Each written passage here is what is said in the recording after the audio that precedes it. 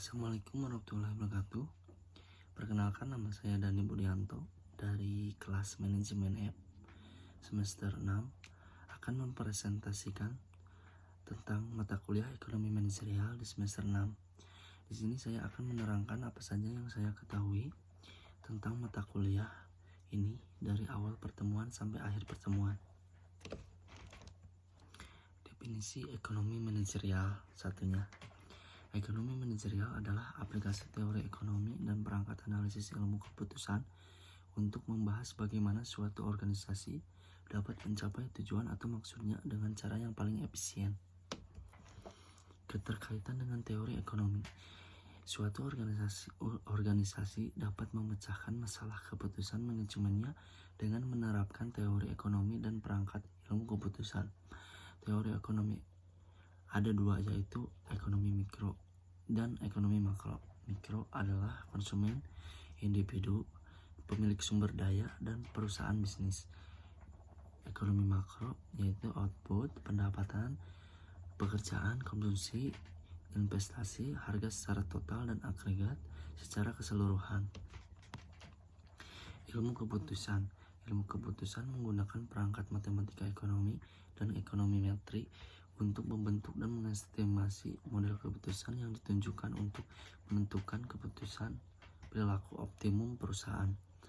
Matematika ekonomi untuk memformalkan atau menggambarkan dalam bentuk persamaan model ekonomi yang dipostulatkan oleh teori ekonomi. Ekonometri menerapkan peralatan statistik, analisis regresi pada dunia nyata untuk mengestimasi model yang dipostulatkan oleh teori ekonomi dan untuk peramalan. Proses pengambilan keputusan. Yang ke-1, menetapkan tujuan perusahaan. Yang kedua, mendefinisikan permasalahan yang dalam usaha mencapai tujuan tersebut.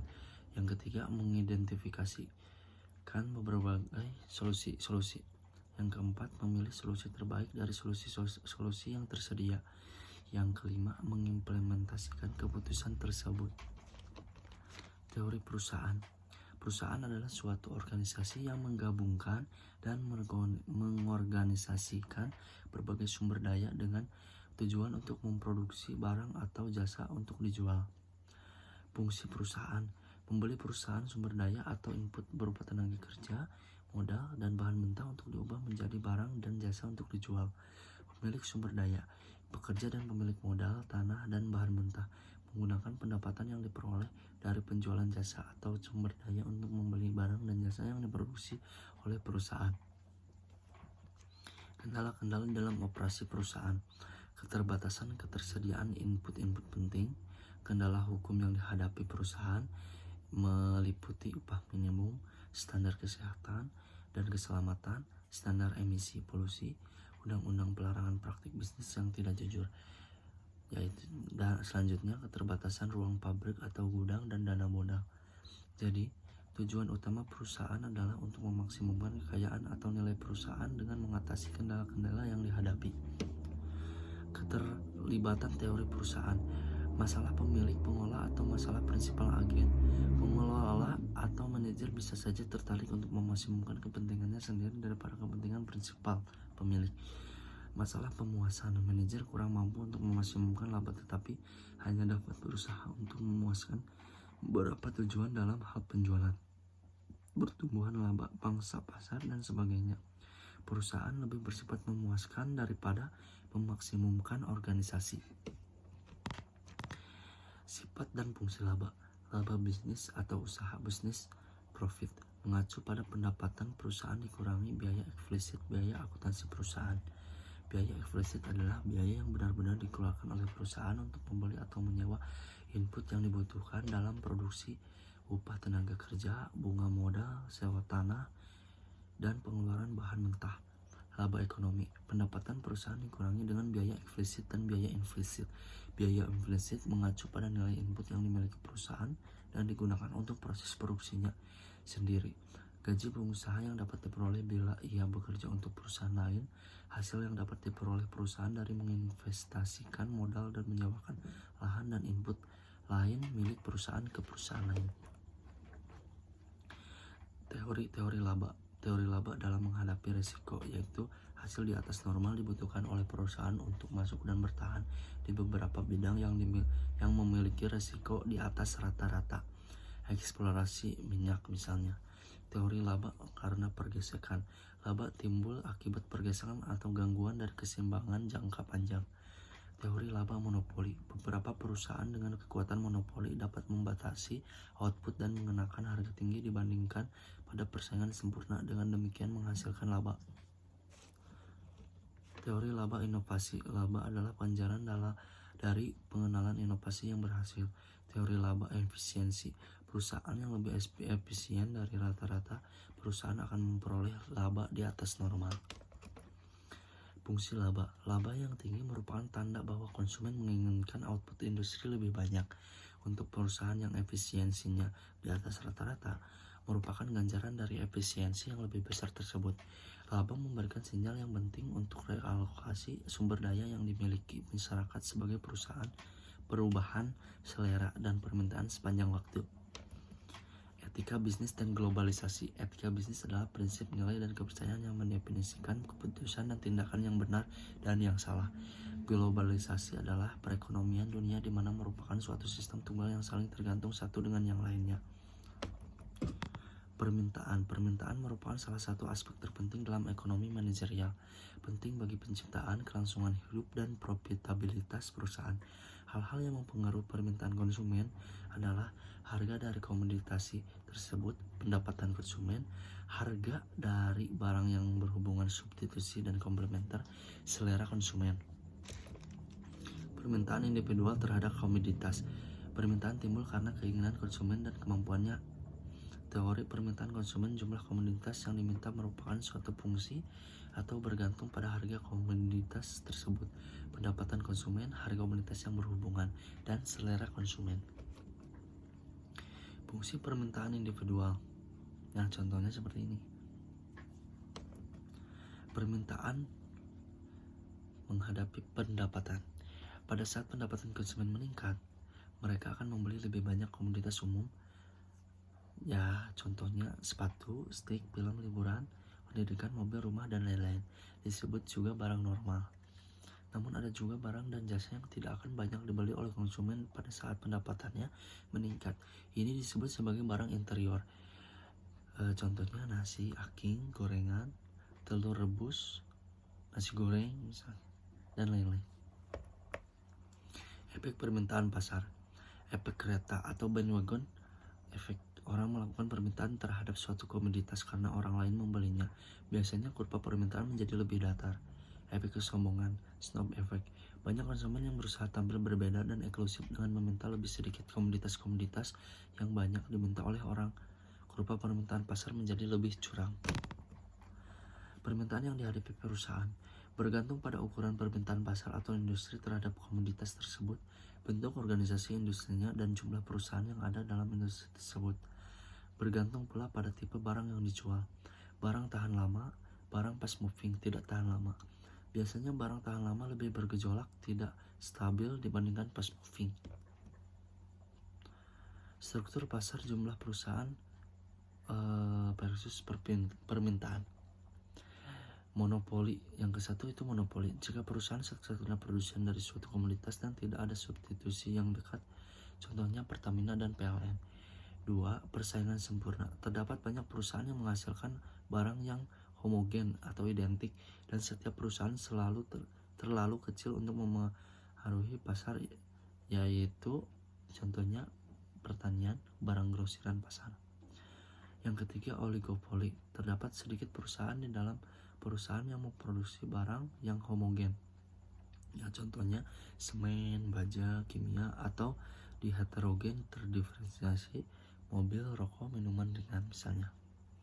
Yang keempat, monopolistik. Di sini banyak perusahaan yang menjual produk yang heterogen atau terdiferensiasi, mencampuran antara monopoli dan persaingan sempurna. Elastisitas permintaan terhadap harga. Elastisitas permintaan merupakan suatu pengukuran kuantitatif yang menunjukkan sampai di mana besarnya pengaruh perubahan harga terhadap perubahan permintaan. Terdiri dari elastisitas harga, pendapatan, permintaan silang, elastisitas titik terhadap harga. Elastisitas harga merupakan nilai perbandingan antara presentasi perubahan jumlah diminta dengan presentasi perubahan harga. Nah, jenis-jenis elastisitas harga seperti berikut. Ada yang tidak elastis sempurna, ada yang elastis sempurna, elastisitas uniter, tidak elastis, dan elastis. Faktor-faktor yang mempengaruhi elastisitas permintaan terhadap harga. Ukuran elastisitas permintaan makin besar jika makin dekat atau makin banyak jumlah komoditas yang mampu mensubstitusinya. Makin sempit suatu komoditas didefinisikan, makin besar elastisitas terhadap harga karena makin banyak jumlah komoditas yang melakukan substitusi. Elastisitas permintaan akan menjadi lebih besar jika konsumen membutuhkan waktu yang lebih lama untuk merespon perubahan harganya. Nah, respon dalam kuantitas yang diminta akan menjadi lebih besar pada jangka panjang dibandingkan pada jangka pendek. Elastisitas permintaan terhadap pendapatan. Tingkat pendapatan merupakan determinan penting dalam permintaan. Untuk hampir semua komoditas, peningkatan pendapatan mengakibatkan peningkatan permintaan akan komoditas ini, sehingga L positif barang normal, contohnya makanan, pakaian, perumahan, kesehatan, pendidikan, dan rekreasi.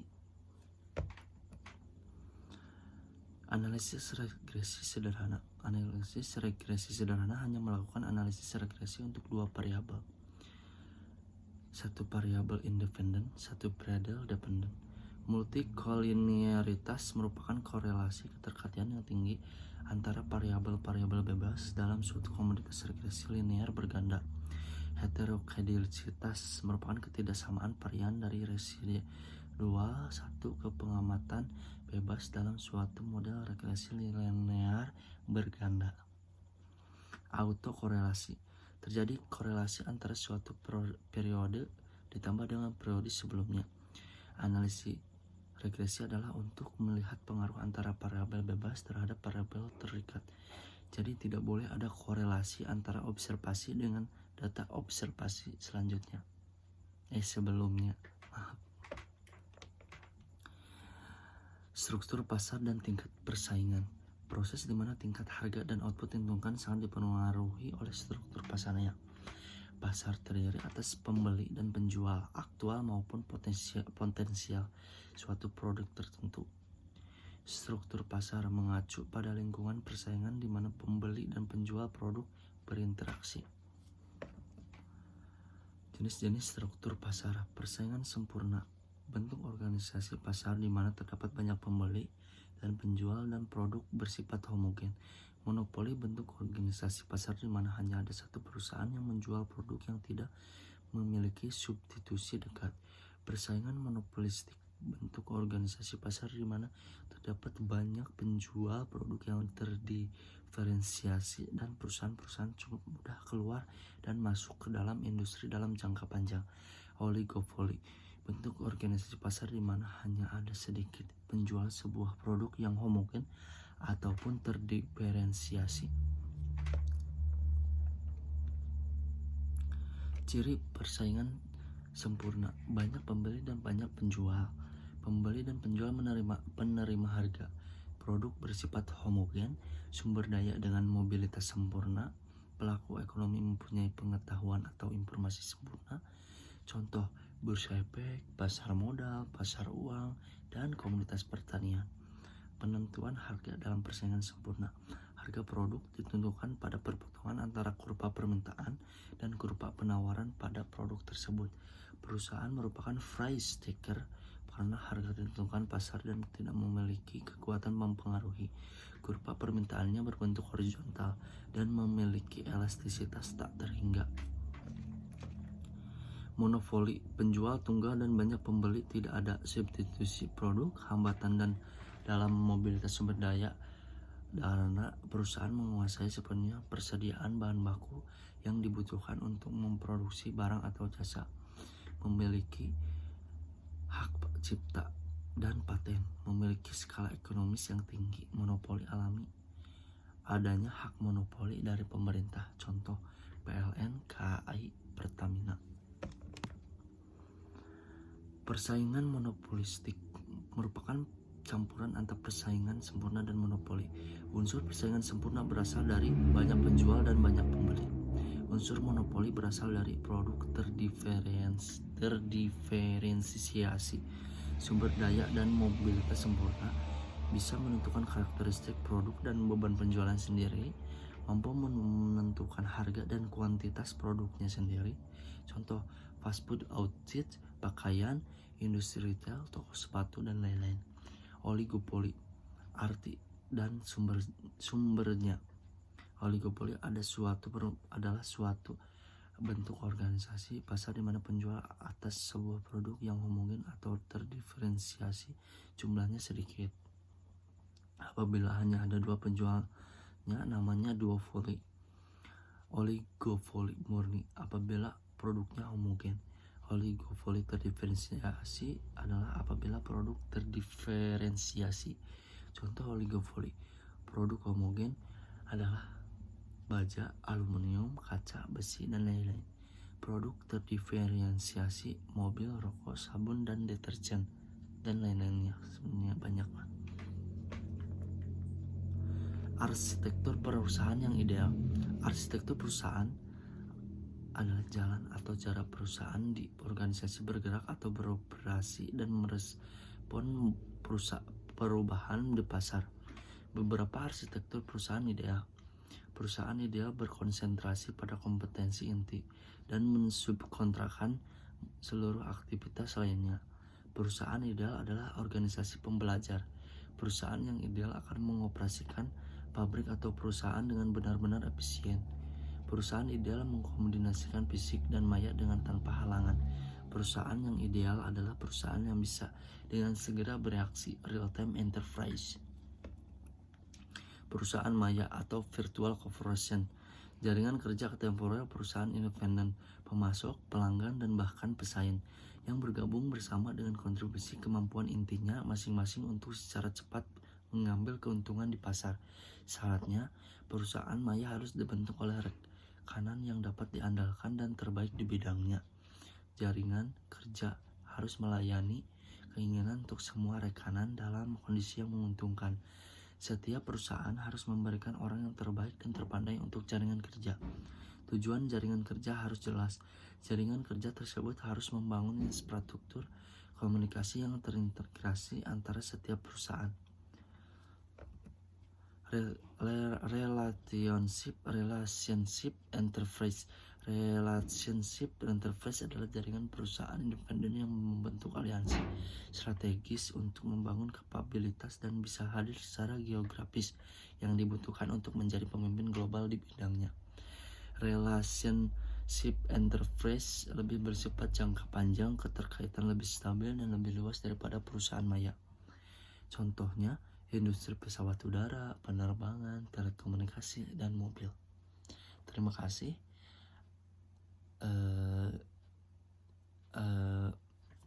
Data yang telah saya presentasikan semoga cukup untuk memenuhi tugas akhir dari mata kuliah ekonomi manajerial ini. Semoga apa yang saya sampaikan bisa dipahami, dan terima kasih atas perhatiannya. Assalamualaikum warahmatullahi wabarakatuh. Dan untuk sumber yang saya dapatkan ini dari Zoom, dari teman-teman, dan dari apa yang Bapak share di Zoom, di Classroom. Dan saya menggunakan aplikasi KineMaster yang biasa untuk mengeditnya. Terima kasih. Assalamualaikum warahmatullahi wabarakatuh.